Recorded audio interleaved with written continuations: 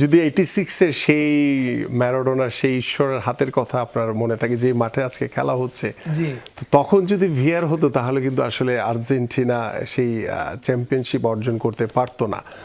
So যুগের পরিবর্তনের সাথে সাথে আমরা দেখেছি যে অনেক সময় এই ধরনের সিলি মিস্টেক বলবো না, অনেক ঘটনা ঘটে যায়।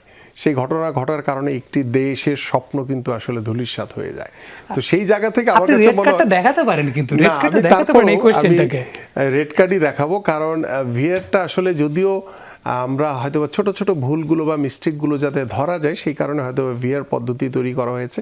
আমরা এটি দিয়ে দেখেছি বেশ কিছুদিন ধরে, বেশ কয়েক বছর ধরে এই পদ্ধতিটি চলমান রয়েছে, বাট সব জায়গায় কিন্তু এখনও স্টিল এটাকে কন্টিনিউ করছে না।